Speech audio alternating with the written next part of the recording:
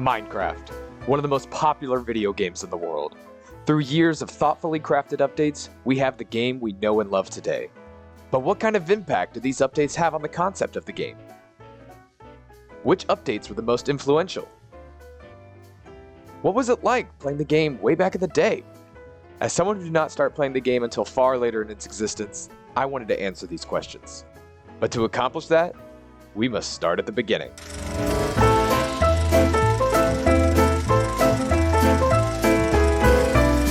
Welcome to Mining Through Time. Before the full release game that most people are familiar with, there were multiple versions of the game throughout development. The playable versions are Pre-Classic, Classic, InfDev, Alpha, and Beta.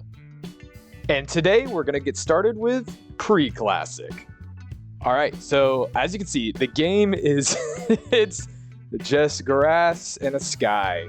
There's not much to it. It is just a large block, and you can not do a whole lot.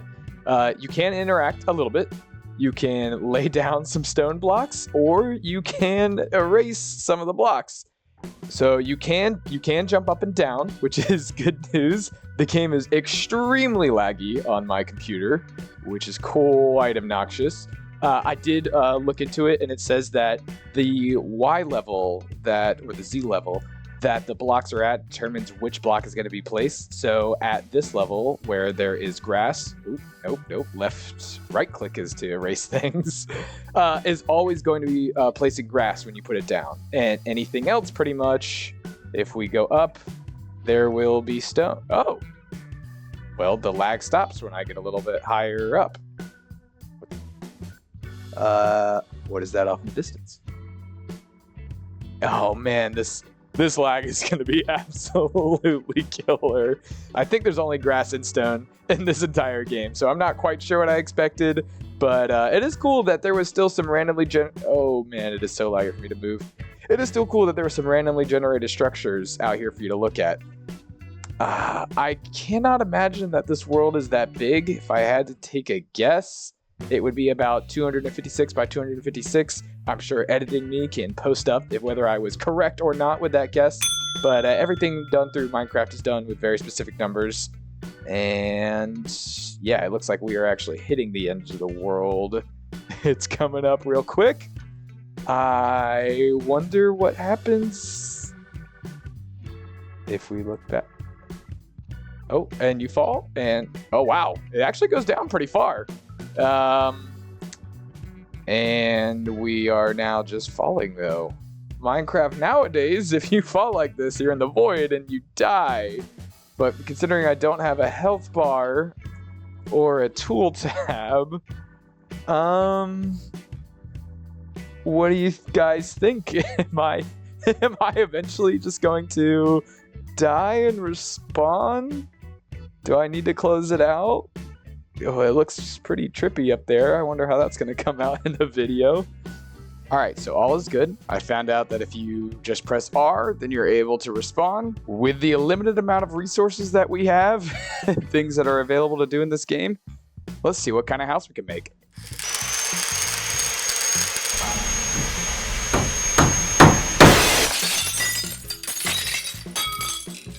And we're back, and I am proud to show you all.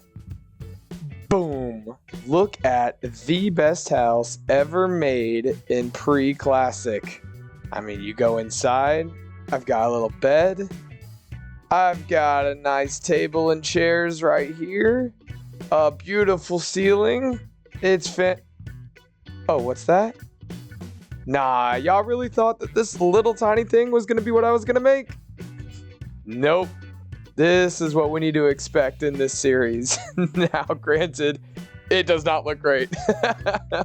I mean, it is still just stone and grass, and any sort of overhang that you can see casts the darkest of shadows on the rest of the build. So it just looks like giant blacked out areas, but it is what it is. We've got ourselves a little castle right here with a beautiful stone flag flying high above the sky. We can go inside. There is not a whole lot going on in here. There's no point in even really doing an interior, because as soon as I add it, or as soon as I take away grass, all you can do is just put it back. So here we are. Each of the towers has its own little entrance, and there's stairs that are going up so that we can look over our domain. It's funny, the higher that you go up, the less laggy that it gets. So laying the groundwork for this castle was miserable. But going up to the very top, as you can see here, I would say makes things better, but it's not really tremendously better. I will not lie, this was a very difficult build to do. The entire thing was extremely laggy, and no matter what, though, I knew I was going to get it done, knew I was going to make a nice product. I haven't really seen too many people build anything on Pre-Classic, and I figured I would challenge myself. And only a couple of crashes happened. Luckily, the world did save, so I did not have to restart from the very beginning. But I'm pretty happy with this final build. And I think I am ready to move on from this lag-infested cave game that we see here today and move on to the next update. And that'll come with the next episode. So go ahead and like the video, subscribe, and pay attention to what I've got coming out next, because I'm excited. There's some huge changes in just Pre-Classic over into Classic. All right, have a wonderful day.